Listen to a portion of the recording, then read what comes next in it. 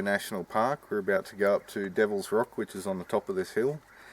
Just for reference, it's quite interesting, the Aboriginal story that comes with this. The Aboriginals say that the spirit footprints of Wabui or Biami, the creator of heaven and earth, are here. In Aboriginal legend, he stepped from here to Mount Yango in one stride and then ascended back into the sky after he'd finished his creative works.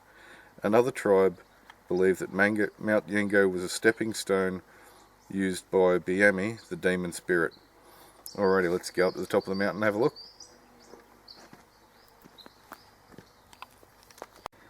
This is a fairly interesting carving. Got some photos of this one. You can see this looks like a human figure, but it's got some kind of halo around its head, and it's got some kind of figure which is potentially in the sky above it. Not really sure what to make of that one, but we'll continue looking for some more interesting pictures. This carving here is particularly strange. If you look, it seems like the top of a head with a thin arm coming out, and then as you come down the bottom, it's quite difficult to make out what that's supposed to be, whether it's a wing or who knows. This image here of the three-toed foot, amusingly reminiscent of the hand on the movie Total Recall, the original, seems to be spread all over this piece of rock. Has some very strange formations in the rock as well. If we have a look over here, this is obviously sandstone. It's been worn away over time. And then we come to this kind of formation, which, have a look here, and then this is the rest of the rock. This is blackened and almost look like it's been affected by heat or something, and then the rest of the rock. Very strange. I just found another footprint, just to give you an idea of scale. I wear a size 12 boot, and that's how big the foot is. Now, maybe something that seems to be a recurring theme here is three-pointed characters, like for example this one here, which we initially assumed were arrows, but they don't really seem to lead so much somewhere as just like they're depicting something walking around the top of the mountain here.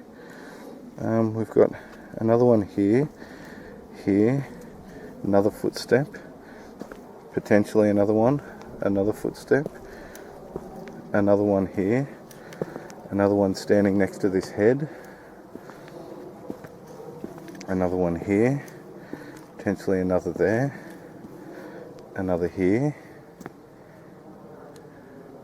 and then they stop.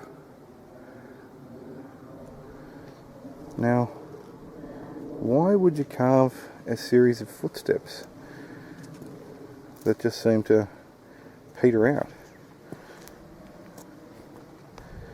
It's very hard to try and wrap your head around what they were thinking. It's not even like they so much lead from one set of drawings to another, because this set here just seemed to lead off to nowhere. And they did say that the god jumped from this mountain to the top of another and then back into his home, which was in the sky apparently. This is a very strange shape. If you look at it, it almost looks like someone's rubbed over it with a rock recently to try and bring out the definition, but as that's supposed to be a definition of a tree, a very strange looking tree, certainly not how I draw it, or an antenna, or God knows what. Very strange. Yeah. Alright, and we've found it. I first saw this thing when I was 12 years old, and it absolutely blew my mind. We've been walking around for about an hour trying to find this thing, and I was starting to believe that perhaps it was the creation of an over-imaginative 12-year-old, but no, here it is. This is the spaceman of Devil's Rock. Now, if we have a look at this, we've got what's clearly a helmet with a cut at the neck, got some kind of device on top of the helmet.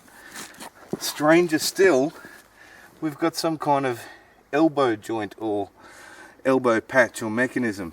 Another one that I clearly remember from being 12 that I thought I could have possibly made up. That's a badge.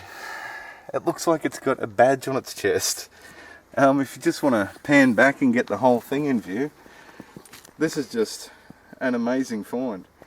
And just for scale, this is pretty much a life-size figure. So that's my foot compared to the size of the head.